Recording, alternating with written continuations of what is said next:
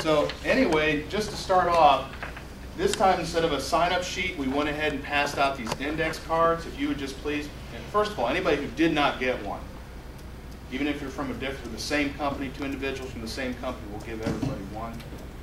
If you would please put on what we have here on the board is the name of your company, your name, who you are, and if you could help us out by putting a question that you'd like to see answered for any upcoming meetings. This will be end of this year and then next year. You'll actually be helping us out a lot. A lot of times we struggle, you know, people who represent you have asked us to provide you with 6 hours a year. Sometimes we struggle trying to figure out what you want to hear about. And we think you need to hear one thing when you say, I know that. We need to hear something. So maybe today as we talk, you'll hear some things that might spark some interest that we'd like further discussion on. We're actually going to get into some of this later. And here again, this was what I determined. I thought, you know, there may be a need out there to learn a little bit more about pumps and controls, because sometimes they can be confusing. You know, in the days gone by, we used to use simple high water alarms, and that's all they were. And nowadays, we have a little more complicated systems that we use, so we thought that might be of interest to you. So if you can help us out and do that, I'd appreciate it. Secondly, my part of this, I think we're going to try to do fairly quickly so we can get you out of here. Not only that, is we have a plumbing class coming up at 10 o'clock. So once we get you out of here, we'll bring them in. So we'll try to get you done a little bit early. I had about a half an hour or 45 minutes to work on this presentation, because when you get busy, I get busy. So anyhow, and I know things have been hopping these days with beautiful weather. So we'll go ahead and get right into this. Things we'd like to, can you see this? If not, I'll turn these lights off. We can turn them off a little bit. Todd, it'd be better for this. I can't. Oh, you can see it? I can't see it. But I should say too, by the way, you notice this is being recorded because we have been trying to put these sessions on YouTube.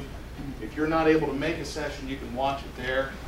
There is a quiz. Some of you hate quizzes, but there is a quiz to make sure you did watch it. It's like 2 questions per session. So in the end, there's like 8 questions just to make sure you watched it. They're simple, but you wouldn't necessarily know the answers unless you watched it. So right now, Laura, are these the ones over here? Or you already passed these out? What's that? Yeah. Okay. This is from the first session in July for this year. If you missed it, or you know someone who missed it, this is the little where you can find this information and watch them and then answer the few questions on it. You can turn this in with your registration, and that'll count for CEUs. So you can either turn in your certificates you get here, certificates you get somewhere else, or you can turn these in for however many CEUs is listed on the page. So hopefully that helps me, because in the past I was given 3 and 4 makeup meetings a year on top of the 3 meetings that I was doing. That got a little bit old. So we are trying to get this on the internet for everybody to have access who doesn't have ready access to it. And on a day like today when it's just too nice to be in here. So anyway, that is available. Today's session is worth 2 CEUs. It will be recorded. We'll post it there also. So we'll keep that in mind. I want to give you an update. A couple things we'll be talking about is the state regulations, where they stand right now. Some property transfer statistics, a little information there. The bulk of what we want to talk about in the beginning session here is about some county regulation revisions that we're working on. It really doesn't have much to do with installers or haulers, but the service providers, this will affect you, so we want to make sure you're aware of that. I think on the way in there was a list of the modifications to the regulations that are being proposed and some fee changes that are being proposed. And I say the word proposed because the Board of Health has to have 3 readings before we can adopt them. And we take input from you on whether or not we're off the wall or something else needs to be done differently. So we take any input and comments from you before we do all that. We actually have to publish it in the newspaper too, so we get public input as well as your input before the board actually makes its final decision. So we will touch on that. And lastly, like I mentioned already, we will talk in the second part of the session about pumps and controls. Anyhow, state regulation update. There will be nothing for the beginning of 2012. If probably most of you won't recall, but when they wrote this last law that enabled the Ohio Department of Health to develop rules that we all operate under, they said the earliest you can implement new rules will be January 2012. That is earliest. Well, they're not going to be on time for that date, which is fine because they don't have to be. So what we're expecting to see happen is distribution of a draft set of rules by spring of 2012. So that'll be the first time we'll probably all see a comprehensive draft of what's being proposed. Then a second draft will go out and distributed for a 60-day review period. Their goal is the Public Health Council, and how this works is the Ohio Department of Health and all the interested parties, installers, and manufacturers all get together, develop these rules, and then after the drafts and the comments, it goes to what's called the Public Health Council. That's a council set up by state law. They adopt the rules, and they'll be hoping to adopt those by fall of 2012. We will probably see a new set of rules in effect for January of 2013. So those are the kind of time frames you can kind of plan on seeing. Just as a sneak peek, I've been trying to watch what's going into those rules.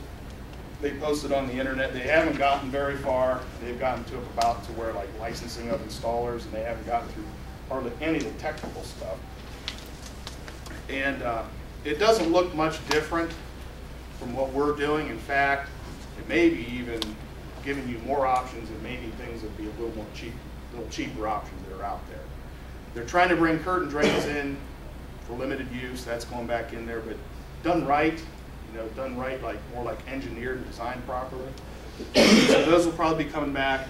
Different other various things I think we'll see in there.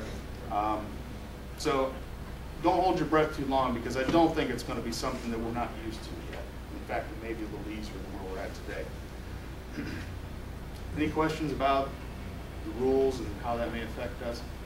I do believe that they are looking to do statewide bonding for installers, and I think most of us like that. I liked it. I know you probably did, because it's one bond throughout the state. So I think they're trying to keep that part of it. Wanted to give you some updates on statistics. This is, Laura just gave me this the other day, and it's from January 1st through the end of September. On the left-hand side, you'll see how many inspections were done by each group of people: service providers, installers. And when we say installers, we mean people who are licensed as service providers and installers. So they have that, and they do this on a daily basis. So installers, us, and then the grand total. So we're doing shy of a quarter of the systems, and you can see how many that are being done by the other respective groups. Over in the middle here, we always kind of keep an eye on this just to see where things are falling and how close we are. Failures, of the 221 that were inspected by service providers, 28 were found to be failing, and installers 21, us 29, and the grand total 79. So about 80 systems were found this year that were outright failing. That doesn't include, if I'm not mistaken, just boxes and softeners and little things. This is outright failures. So we're hovering, the number we usually expect to see in the totals over here is about 14 to 15% of everybody. I'm not sure, we must have got all the bad ones. For us to get 39%. Normally we stay right around 14 to 15%. Installers were there. Service providers were low in the past, and actually they're right where we expect the failure rates to be. So I don't know what that comes from, but that must mean that we're doing a good job, or better job than we had in the past, identifying problems. Laura, I'm not sure if you're going to touch on this, but something just kind of came to my mind on service providers. When we do inspections, one thing that we got to be careful of, we've actually added a section on your inspection form that says further evaluation is needed or recommended. Feel free to use that. And what I mean by that is, and I'll give you an example of one I was out on. I was out on an old house, probably built 20s or 30s, and I could identify where the tank was at. I could identify 40 or so feet off the tank was a swale. with a old tile that was in there, because you could tell where it had collapsed along its path, and probably every several hundred feet you could see it collapse. You knew it was there. Nobody was living in it. The discharge point went through knee-high brush to a creek that was covered with brush. That looks awful suspicious, if you ask me. If you look at the time it was built, if you look at the tile that's there and the closeness of your system or the tank to that tile, things don't look quite right. So when you come across that and you run a dye test and you run the water 300 gallons and nothing comes out and no dye comes out, the dye test is not necessarily always the definitive. We've done enough dye tests to know that things can be failing and still dye may not show up immediately. So please feel free to use that part on your inspection form. It can be further evaluated. Some things, when they look that fishy, you probably should say something about it. So anyway, there's some comment there. Did you have anything you wanted to add? Just a couple things. Yeah. Remember 3-day submittal time period for your inspections, and when you put the date on it, you can put the last time you were there, because you know, just like the realtors are hounding you guys, they hound me too. So if I don't get the inspection in and then they're calling me, you know. We're having a little bit of internal issues with our records, so if we send you information saying that we don't have any records, make sure you put that with your inspection so we can confirm it, because sometimes we found that we did have records and didn't send them. And the new inspection form, I know there's a lot of information on there, but make sure you fill it out completely. A lot of you guys are missing the type of aerator or the size of the tanks, how many tanks. So fill that out. You know, we want a good finished product for our realtors, home buyers, whatever. You know, we want it to look professional. You guys are professional, so fill it out completely, please. I think that's it. I do want to apologize to everyone in this room about some of the issues that have been had with you receiving records. The reason why Laura mentioned that is we will fax or email you when they say there's no records on file. Attach that. They have been told to initial whatever they sent out of here. So when it comes back and we see a trend of certain individuals, you know, I don't know why this happens sometimes. I do know why it happens. I won't get into that. But sometimes what can happen is they can be misfiled about 3 or 4 in the wrong direction. And you know we always pull about 10 in either direction to make sure it's not there. We've been through this, but other individuals will just look right in that spot, and if it's not there, it's not there. Now, misfiling and anyhow. But please, we do want a level of quality control on our end too. If you get something that says no records, send it in, and it'll be dealt with if there were records. And we apologize for any trouble you have had with that in the past. We're going to jump right into this operation and maintenance thing. And I'm glad a lot of our aeration service providers are here. This is... I'll give you a little bit of background on this. For years, we have known that this county needs to bolster its operation and maintenance program. We do have inspections. This program is part of that. The property transfer we just talked about. We do addition evaluations, and you add on to your house. You got to have the system evaluated for size. You're not over top of it. So we do have a lot of things we do in operation and maintenance. The one place where we felt that we are lacking is really especially with the aerobic treatment units, and you can throw drip in there too, because it's got so many mechanical parts to it. Just to kind of give you an example, some of our stormwater people that work with us, and we contract with some of the townships to do stormwater work. A lot of times I hear them on the telephone outside of my office.